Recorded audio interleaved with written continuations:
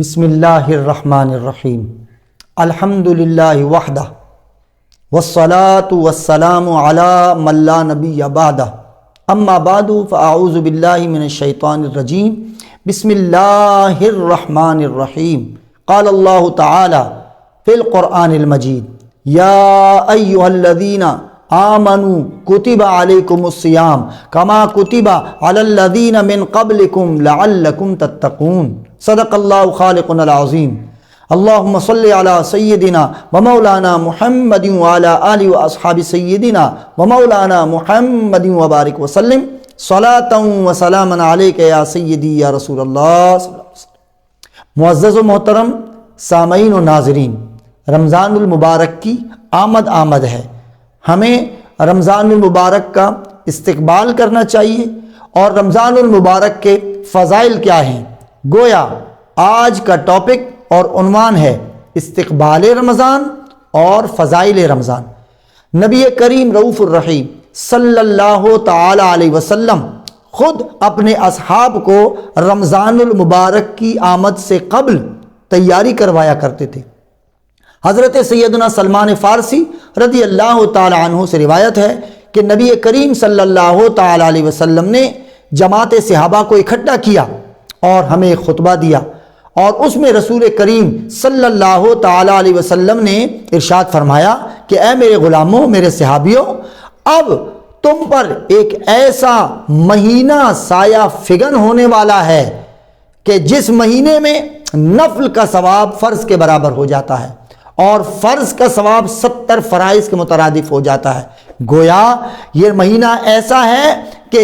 اپنے دامن میں برکتیں ہی برکتیں سمیٹے ہوئے ہیں، اور اللہ تبارک و تعالی اس مہینے میں خوب اپنے تمام شان رحمت کے ساتھ جلوہ فگن ہوتا ہے، اور اللہ تبارک و تعالی اپنے بندوں کے دامن مراد کو ویسے تو بھرتا ہی رہتا ہے، لیکن رمضان المبارک میں اس کی عنایات اور اس کی رحمتیں اور 2 چند اور 4 چند ہو جاتے ہیں۔ اللہ تبارک و تعالی ہمیں اس مہینے کی تمام برکات کو سمیٹنے کی توفیق عطا فرمائے۔ دیکھیے،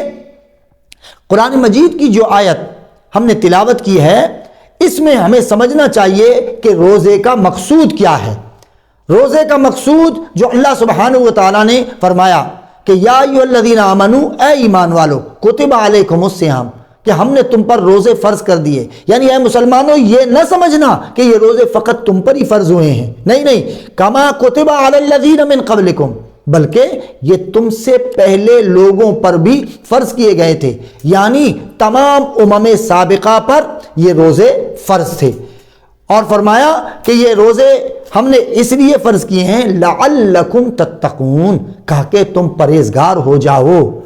تم نیکوکار ہو جاؤ، تم متقی ہو جاؤ، یعنی روزہ رکھنے کے سبب تمہیں تقوی نصیب ہو جائے گا۔ یہ کتنی بڑی عظمت ہے روزے کی۔ ویسے تو انسان کو اپنے نفس کو تقوی پر لانے کے لیے بہت سارے مجاہدات اور بہت ساری ریاضتیں کرنی پڑتی ہیں، لیکن روزہ صبح سے لے کر شام تک، یعنی صبح صادق سے لے کر غروب آفتاب تک اللہ کی رضا کی خاطر کھانے پینے اور جماع یعنی حقوق زوجیت کو ادا کرنے سے رک جانے کا نام روزہ ہے۔ تو صرف یعنی 29 یا 30 دن آپ اس عمل سے گزریں گے تو اللہ تبارک و تعالیٰ نے فرمایا کہ تمہیں تقوی نصیب ہو جائے گا، کیونکہ روزے کا مقصود ہی یہی ہے۔ اچھا، اس ضمن میں ایک بات میں اپنے ناظرین سامعین سے یہ ضرور عرض کروں گا کہ روزے کا مقصد پورے سال میں ہم کھاتے پیتے رہتے ہیں تو تاکہ ہم روزہ رکھ کر اپنے نفس کو کمزور کریں، اس سے بھی تقوی ہوتا ہے۔ اور جو کھانے پینے سے محروم ہوتے ہیں، جن کے پاس رزق کی تنگی ہوتی ہے، تاکہ ان کی اس رزق کی تنگی کا ہم احساس کریں، تاکہ پتہ چلے، کیونکہ ایک بھوکا ہی جانتا ہے کہ بھوک کی تکلیف کیا ہوتی ہے، ایک پیاسا ہی جانتا ہے کہ پیاس کی تکلیف کیا ہوتی ہے۔ تو اس سے ہمیں اپنے غربا مسلمان بھائیوں کا اور کمزوروں کا، ناداروں کا بھی خیال ہوگا۔ تو اس لیے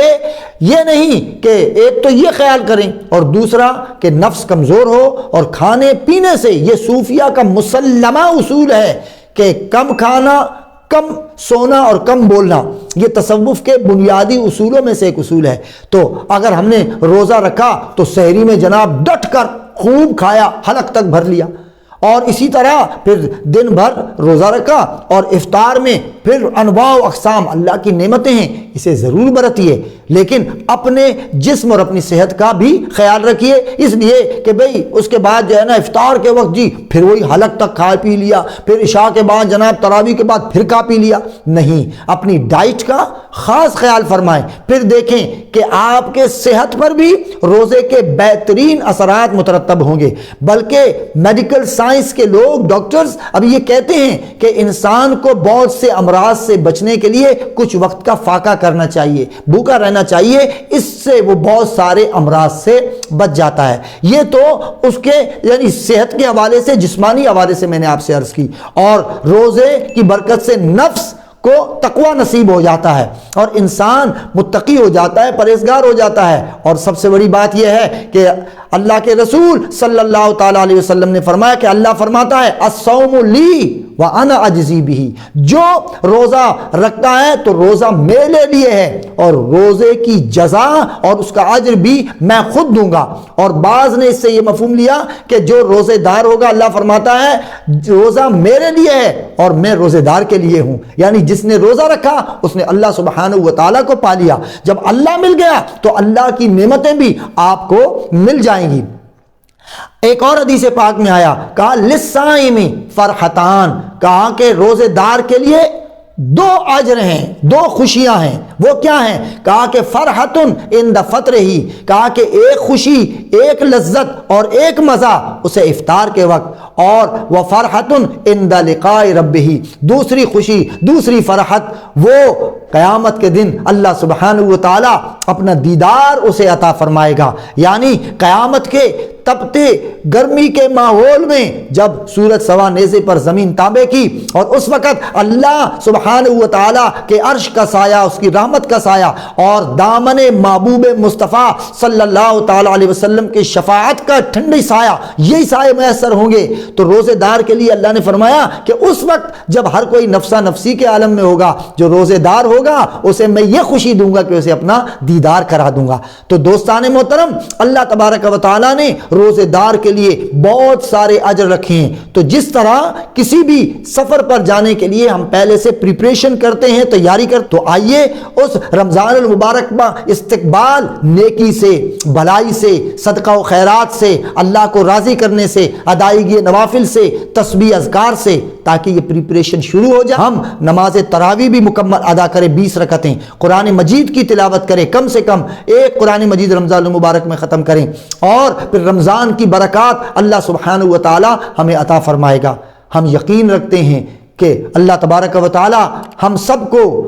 نیکی کرنے کی توفیق عطا فرمائے اور رمضان کو راضی کر کے اللہ سبحانہ و تعالی کو راضی کرنے کی توفیق عطا فرمائے۔ والسلام علیکم ورحمۃ اللہ وبرکاتہ۔